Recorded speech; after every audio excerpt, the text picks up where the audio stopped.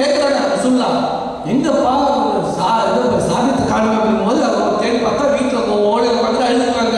என்னுடைய அமல்லாம் அழிஞ்சு போச்சு, நான் நஷ்டவாளியா போயிட்டேன். அவர் போய் அழிச்சிட்டு வாங்க, அவர் சொர்க்கத்துக்கு நன்மாராக புறப்பட்டவர்கள் ஒரு ஆள் அவர் சொல்லி அழிச்சிட்டு வாங்க அப்படிங்கிறாங்க ரசூல் ஸல்லல்லாஹு அலைஹி வஸல்லம்.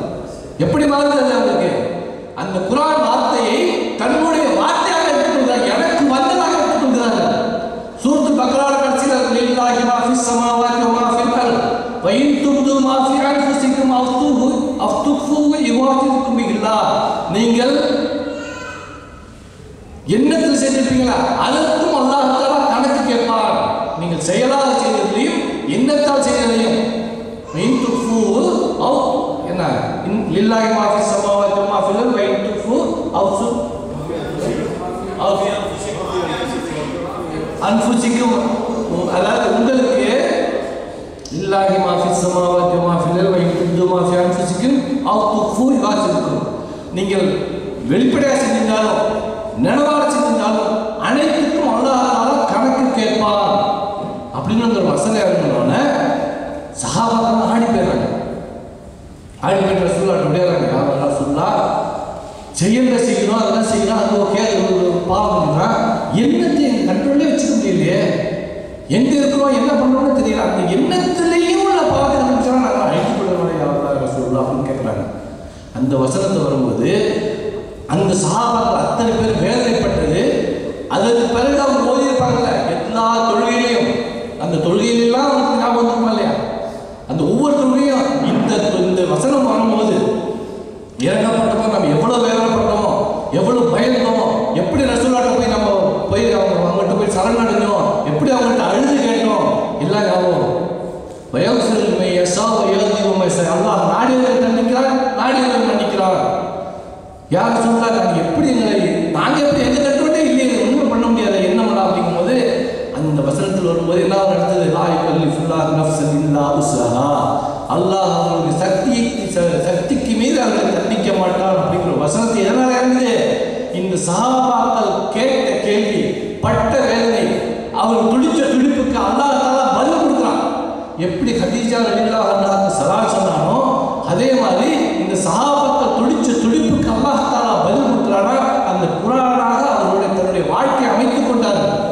ஒவ்வொரு அந்த குர்ஆன் சூரத்துல் பக்ரா கடைசி ஓதும்போதெல்லாம் அந்த சஹாபாக்களுக்கு இந்த நினைவு இருக்குமா இல்லையா? இந்த நினைவு இருக்குமா இல்லையா? ஒன்றும் இல்லை, நமக்கு ஒரு சம்பவம் ஏதாவது நடக்கும் போது ஏதாவது ஒரு அந்த சம்பவத்தை ஒட்டி வேற ஏதாவது குரல் நினைச்சுன்னு வச்சுக்கங்களேன், இல்லை ஒரு இந்த இப்படி நான் இந்த கையில் சொடக்கு எடுப்பேன்ல, சொடக்கு எடுக்கும்போது கம்பெனியில் ஒரு இத்தாலியன் லேடி அவங்க சொன்னாங்க எனக்கு எழுப்பி எடுக்காது அப்படின்னாங்க. சரி சொடக்கு நான் எடுக்கிற சொடக்கு எனக்கு முன்னாடி எடுக்காது, ஏன் நான் எடுக்க வேணுங்கிற? இல்லை எங்கள் அப்பா மாடியிலேருந்து ஸ்லீப் ஆகி கீழே விழும்போது அந்த பேக் போன் தலையில் வந்து அடிக்கும் போது பேக் போன் எல்லாம் ஒருங்கும் வந்து கட்டன்னு சவுண்ட் வந்துச்சாங்க. நான் சொடக்கு எடுத்தா அவங்க அப்பா கீழே விழுந்து ஞாபகம் வரும். இந்த சஹாபாக்கள் இந்த லில்லாஹி மா ஃபிஸ் ஸமாவாத்தி வ மா ஃபில் அர்த் ஓதெல்லாம் தான் அழுததையும் ரசூலுல்லாஹ் மண்டியிட்டதையும் அவங்கள்ட்ட கேட்டதையும் அவங்க ரசூலுல்லாஹ் அவங்களுக்கு அல்லாஹ் தஆலா துஆ செஞ்சுட்டான், அல்லாஹ் தஆலா பதில் கொடுத்து ஞாபகம் வரும். அப்போ அவங்களோட அந்த துஆவை எப்படி இருக்கு? ரப்பனா லா துஹம்மில்னா மா லா தாகத லனா அப்படிங்கிற துஆவை எப்படி கேட்டுப்பாங்க, அவங்க எவ்வளவு உள்வாங்கி இருப்பாங்க. ரசூலுல்லாஹோட வாழ்க்கை குர்ஆனாகவே இருந்தது ஆயிஷா. அப்போ அவங்களுடைய வாழ்க்கையில் குர்ஆனுடைய ஒரு வசனம் எப்படி உயிரோட்டமாக இருந்திருக்கும். இப்னு மஸ்ஊத் ரலியல்லாஹு அன்ஹு அவங்க ரசூல் ஸல்லல்லாஹு சொல்றாங்க, எனக்கு நீ குர்ஆனை ஓதி காட்டுவீராங்கிறாங்க, நீங்க ஓதி காட்டுங்கிறாங்க. ரசூலுல்லாஹ் பேசுறது எல்லாமே அல்லாஹ் தஆலா சொல்றதுதான், அல்லாஹ்வின் கட்டளைப்படி நடக்கக்கூடியதான். ரசூலுல்லாஹ் இப்னு மஸ்ஊதை ஓத சொல்றாங்கன்னு என்ன அர்த்தம்? அல்லாஹ் இப்னு மஸ்ஊத் ஓதுறதை விரும்புறான், ரசூலுல்லாஹ் கேட்க சொல்லி கேட்க விரும்புறான்னு அர்த்தம். அப்படிதானே? ரசூலுல்லாஹ் சும்மா கேட்பாங்களா இப்னு மஸ்ஊத் நீங்க ஓதுங்க? அல்லாஹ் இப்னு மஸ்ஊத் எப்படி ஓதுறாங்களோ அந்த ஓதுதலை அவன் விரும்பி ரசூலுல்லாஹ் மூலமாக இப்னு மஸ்ஊதை நீ ஓத சொல்லி கேளும் சொல்றான். இப்போ அவங்களுடைய வாழ்க்கையில் குர்ஆன் ஓதுறதை விட அல்லாஹ்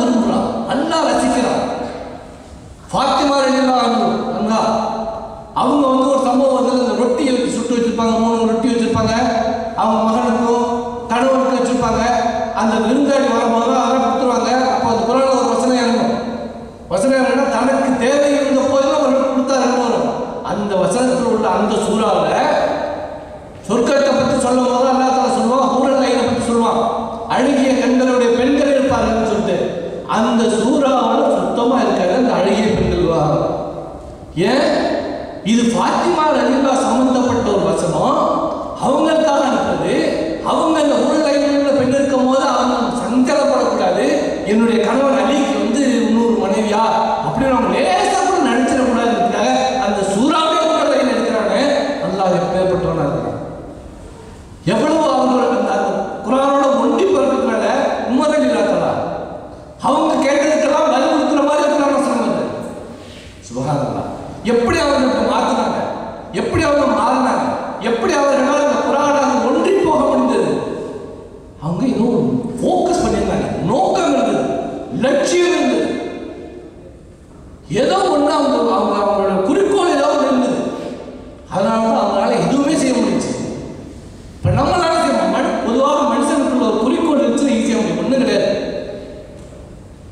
ஒரு ஹேண்ட்பேக் வாங்கணும்னு நினைக்கிறோம் பெண்கள் போது, ஒரு கேமரி வாங்கணும்னு நினைக்கிறோம் ஆண்கள் போது. சரியா? இன்ஷா அல்லாஹ் இந்த வருஷ கடைசியில் கொஞ்சம் பட்ஜெட்டில் சேர்த்து நல்ல ஒரு கேமரியாக வாங்கணும்னு நினைக்கிறோம். அவங்களுக்கு வருஷ கடைசியில் தேவையில்லை, வாரம் கூட வாங்கலாம். இன்னைக்கு ஒரு மனுஷனை பிடிச்சி நம்ம கணவனை பிடிச்சி ஒரு ஹேண்ட்பேக் வாங்கணும்னு நினைக்கிறேன்.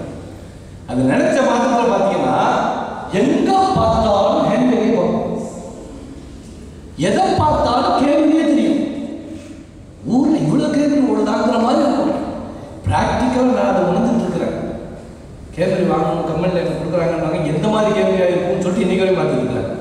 அவனும் கொடுக்குறான்னு கொடுத்துட்டே இருக்காங்க. அப்போ அந்த கேமரி என்னது, நம்ம நோக்கம் என்னது? கேமரி 1008 கார் போயிருக்கும், 1008 வருஷமா ஒன்றும் தெரியாது. கேமரியை பார்த்துட்டு இந்த மாதிரி இருக்குமோ அந்த மாதிரி இருக்குமோ, எந்த மாடல் வரும்போதே தெரியல, இந்த பேக் நல்லா இருக்கு, இந்த பேக் நல்லா இருக்கு, செல்ஃபாக நினச்சிக்கலாம். எல்லா இடத்துலையும் பார்த்துக்கலாம். இது நல்லா இருக்கு, இது ஒரு மாதிரி இருக்கு, சவுண்ட் வராமல் கொடுங்க. ஏன்னா நோக்கம் நமக்கு பிடிப்பாயிடுச்சு. இங்கே எங்கே எது சுற்றினாலும் அதை ஒதுக்கும். இது நல்லா செல்ஃபாக இருக்கு, இங்கே இவர் இங்கே வேகமாக போயிட்டு இருப்பாரு, அந்த காரை பார்த்தா இங்கே நல்ல காராக இருக்கேன்னு போயிட்டு ஒரு கணம் வந்து அந்த சிந்திக்கிறதுல இந்த நோக்கத்தை முழுமையாக ரசூல் ஸல்லல்லாஹு அலைஹி வஸல்லம் காலத்தில் வந்த சஹாபாக்கள் என்ன பண்ணாங்க? அப்படியே பின்பற்றினாங்க. என்ன அல்லாஹ் சொல்ல, என்ன ரசூலுல்லாஹ் வாயில வரப்போகுது, என்ன வரப்போகுது, என்ன சொல்ல போறாங்க, இதை நம்ம எப்படி மாற்றிக்கலாம்? ஒன்றும் இல்லை. கியாமத்து நாளில் ஒரு நாள் என்பது 50 எவ்வளோ 1000 ஒரு வருடங்கள் போல இருக்கும். ஒரு நாள் என்பது ஒரு வருடங்கள் போல இருக்கும். மறுநாள் ஒரு மாதம் போல இருக்கும். மறுநாள் ஒரு நாள் போல வருங்கிறாங்க. இப்போ நமக்கு என்ன தோணும்? ஒரு நாள் ஒரு வருடம் போல இருக்கணும். இவ்வளோ நாளாகும். என்ன இப்படி சாப்பாடு, எப்படி தூக்கம்? சகாபாக்கள் உடனே எல்லாமே கேட்டாங்க, எங்க தொழுகை எப்படி வச்சுருக்குன்னு கேட்டாங்க. தோணுச்சு அவங்களுக்கு. அவங்களுக்கு எல்லாமே தொழுகை பணம் இப்போ அதை அந்த அல்லாஹ்வின் பொருத்த வேணும், அந்த சொர்க்கம் வேணுங்கிற ஒரு குறிக்கோள் அவங்கள்ட்ட இருந்துச்சு. இன்ஷா அல்லாஹ் நம்மள்கிட்ட இந்த ஒரு குறிக்கோள் சொல்லி இந்த கேமரிக்கு இந்த மாதிரி, இந்த ஹேண்ட்பேக்கு இந்த மாதிரி நமக்கு மறுமைங்கிற ஒரு குறிக்கோளை வச்சுட்டு நம்ம மூவ் பண்ணணும்னு சொன்ன சுப்ஹானல்லாஹ் எல்லாமே ஈஸியாக இருக்கும். நமக்கு குறிக்கோள் இல்லாமல் இருக்கிறோம், பிறந்துட்டோம், வந்துட்டோம், வாழ்ந்துட்டு இருக்கிறோம். எல்லாருக்கும் தெரிஞ்ச ஒரு சம்பவம், அந்த 3 பேர் மூசா நபி காலத்தில் நடந்ததாக உள்ள ஒரு ஹதீஸ் இருக்குல்ல, புகாரி முஸ்லீம்ல உள்ள ஹதீஸ். 3 பேர் மழையில் போயிட்டு இருக்கும்போது ஒரு மழை வருது, ஒதுங்குறாங்க. ஒரு கோயிலுக்குள்ள போகும்போது பாறை முடிக்குது. கேள்விப்பட்ட ஹதீஸ் தானே, எல்லாருக்கும் தெரிஞ்சிருக்கும். பாறை முடிக்குது. 3 பேர் என்ன பண்ணுறாங்க? தான் செஞ்ச நல்ல அமல், அல்லாஹ்வுக்காக செஞ்ச அமலை சொல்லி துவா செய்கிறாங்க. அந்த சம்பவம் தெரியுமா இல்லை சொல்லணுமா? பொருளும் தெரியுமில்ல, பெண்களுக்கு தெரியுமா? தெரியாது. எப்படின்னா முதல் நபர் கேட்கிறாரு, சுருக்கமாக சொல்லிக்கிறேன் இன்ஷா அல்லாஹ். முதல் நபர் கேட்கிறாரு, யா அல்லாஹ், என்னுடைய பெற்றோர்கள் என் கூட இருக்காங்க, பிள்ளைங்களா இருக்கிறாங்க. நான் வந்து ஆடு மேய்ச்சிட்டு வரும்போது பாலக்கரன் முதல்ல என்னுடைய பெற்றோருக்கு கொடுத்துட்டு தான் என் பிள்ளைங்களுக்கு என்னுடைய மனைவி கொடுப்பேன். அது வழக்கமாக வச்சிருக்கேன். ஒரு நாள் நான் வரும்போது பெற்றோர்கள் தூங்கிட்டாங்க. அவங்களை எழுப்பி கொடுக்கறதுக்கு எனக்கு கஷ்டமா இருக்கு. பிள்ளைங்களாம் அழுகுறாங்க. நான் பிள்ளைங்கள அழுதாலும் பரவாயில்ல, அவங்க அழுது தூங்கிட்டாங்க. நான் அவங்களுக்காக வெயிட் பண்ணிட்டு இருந்துட்டு அவங்க எதிர்ச்சோட அந்த பாலை கொடுத்தா அதுக்கப்புறம் தான் என் குழந்தைங்களுக்கு கொடுத்தேன். பசியில் அழுது தூங்கிய மனைவி மக்களை விட தூங்கி கொண்டிருக்கிற பெற்றோர்கள் குடிச்சு தான் கொடுக்கணும்னு சொன்னேன். உனக்காக இதை செஞ்சேன் யாருலா, பெற்றோர்களை நீ பேணி பாதுகாக்க நீ சொன்னியே, அந்த உன்னுடைய சொல்லுக்காக நான் செஞ்சேன் யாருலா. இந்த செயலை பொறுத்து என்னை மன்னித்து இந்த பாலை விளக்குவாயா. கொஞ்சம் விளக்கு, கொஞ்சம் வெளிச்சம் இதுக்கு போக முடியாது. இன்னொரு நபர் கேட்குறாரு, யாருலா என்னுடைய மாமி பொண்ணு என்னோட மச்சி, அந்த பொண்ணு மேலே எனக்கு ரொம்ப ஆசை, அந்த பொண்ணை அடையணும்னு நினச்சேனா, அந்த பொண்ணு எனக்கு சம்மதம் தெரிவிக்கிறேன். அப்போ நான் என்ன பண்ணேன், 100 தினார் சம்பாதிச்சேன். 100 தினார் சம்பாதிச்ச கஷ்டப்பட்டு சம்பாதிச்சு வச்சுக்கிட்டு அந்த பொண்ணுக்கு பண தேவைன்னு ஒரு வரும்போது இந்த பணத்தை காமிச்சு அந்த பொண்ணை அடையலாம்னு சொல்லிட்டு அந்த பொண்ணை கொடுத்து பணத்தோடு சேர்த்து போகும்போது அந்த பொண்ணு நிர்பந்தத்தின் காரணமாக வந்து எனக்கும் ஹராம் கிடையாது, எந்த இடைவெளியும் இல்லை. அந்த சமயத்தில் அந்த பொண்ணு சொல்லிச்சு, இத்தமுல்லா, அல்லாஹ்வை அஞ்சிக்கொள்னு சொன்ன உடனே தூக்கி பிடித்து போயிட்டான். அல்லத்தையும் 100 தினார் கஷ்டப்பட்டு சம்பாதிக்கிறதுக்காக அப்படி தூக்கி போட்டு போடுங்க. யாரெல்லாம் உன்னுடைய திருப்திக்காக நான் செஞ்சேன், இதன் பொறுத்து இந்த பாறை விளக்குவாயாக. மூணாவது அவருக்கு வேலை பார்க்குற ஒரு ஆளு சம்பளம் வாங்காம போயிட்டார். சம்பளம் வாங்கிட்டு வாங்காம போயிட்டார். அந்த சம்பளத்தை வச்சு அது மூலமாக அது வேற ஒரு இடத்த போட்டு ஒரு ஆடை வாங்கி மாடை வாங்கி இதை பண்ணி கொஞ்சம் நாள் கழிச்சு அவர் திரும்பி வரும்போது இவர் போட்ட என்ன வியாபாரத்தில் போட்டு அது பல்கி பெருகி பெரிய ஒரு இதாக இருக்குது, பெரிய ஒரு ஆட்டு கூட்டமாக இருக்குது.